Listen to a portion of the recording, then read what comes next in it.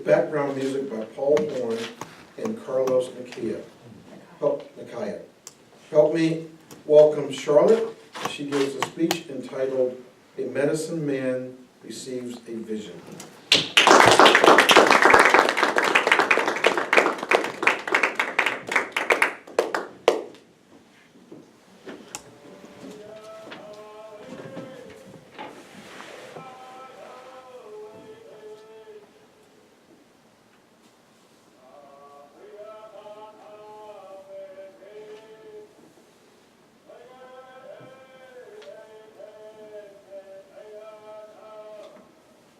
Before the horse came to North America, the Native Americans of the plains walked everywhere.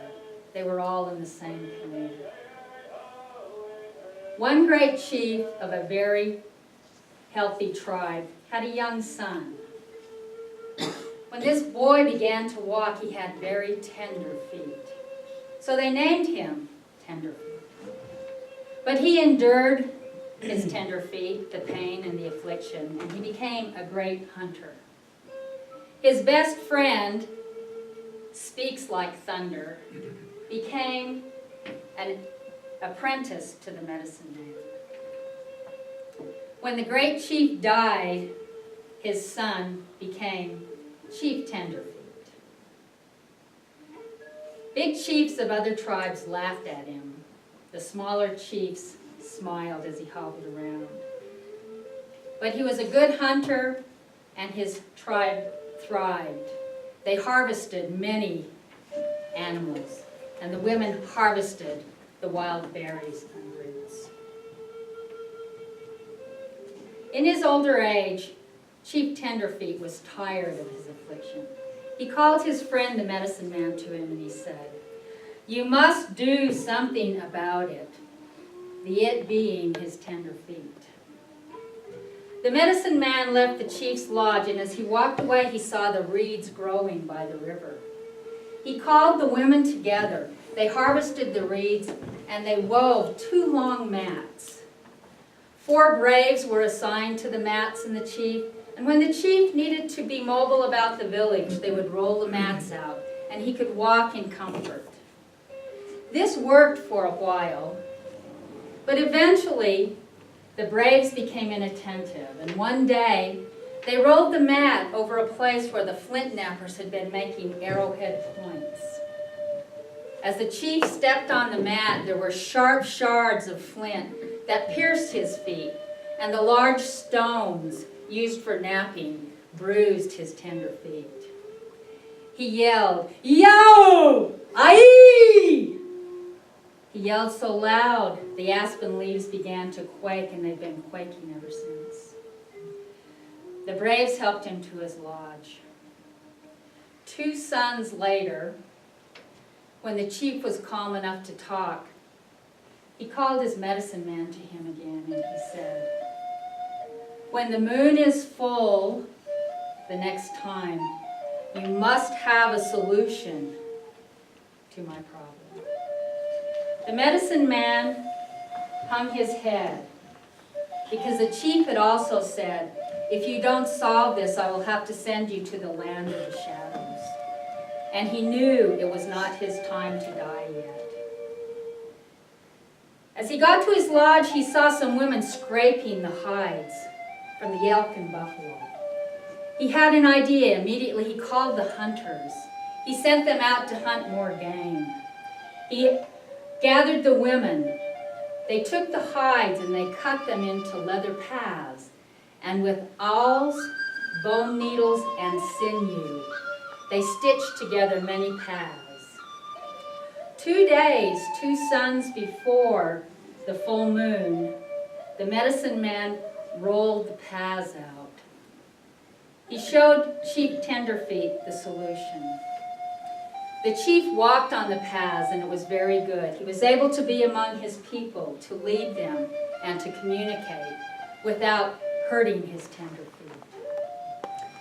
This worked well for a time, but one day he was walking, and he saw a young maiden harvesting berries, and he needed to speak with her. Without thinking, he stepped off the leather path. Immediately the stones bruised his tender feet, and as he jumped to the side, he landed on a thorn bush and his feet were cut with the thorns. He yelled, "Yow! Ooh!" And the people of a neighboring village thought that the Chief Tenderfeet's people were being attacked by wildcats. He hobbled back to his lodge, and in 2 suns, when he was calm enough, he called the medicine man.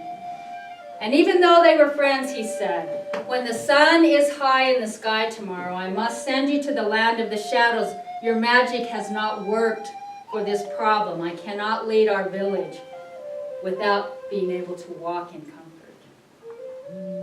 The medicine man left in dismay. He knew it wasn't his time to die. So he went to his lodge and he cleansed himself with smoke and feathers.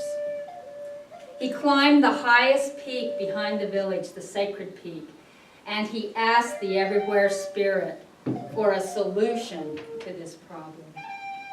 Immediately he fell asleep and received the vision. There was a stroke of lightning and a clap of thunder. And the medicine man had the vision. He awoke and he ran down the mountainside to his lodge. He worked all through the night and into the next day. And as the sun rose and passed through the sky, he rolled up a deerskin pouch and held it close to his heart with the objects he had been working on. He heard the warriors come to escort him to Chief Tenderfeet's lodge. He walked from his lodge. He stood tall and he was calm. The warriors were amazed. They hung their head in sorrow, for they would miss the medicine man. He had treated many of them with their injuries. They began to escort him to Chief Tenderfeet's lodge. They passed a group of men, a group of the braves. "Wahoo!" the braves cried. "He is very, very brave. We will miss the medicine man, for he has been good. He has brought us many animals. He has kept our village healthy, and he has helped us all through many injuries." They passed a group of the women, and the women said, "Yah! Look how brave. He stands tall. He is calm. We will miss him. He has helped us through childbirth and with many of the illnesses our families have had." They arrived at Chief Tenderfeet's village, and the medicine man said to his old friend, "May I speak?" The chief looked in the sky, and the sun was not quite to the top. He said, "Speak." The medicine man said, "I have received a vision." Immediately he knelt down and unrolled his leather deerskin hide. And from that he put an object on the chief's left foot and an object on his right foot and stood back. The villagers looked at the chief. He appeared to be wearing hairless bare paws.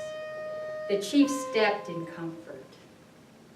And so the moccasin came to the plains people through the humility of the medicine man.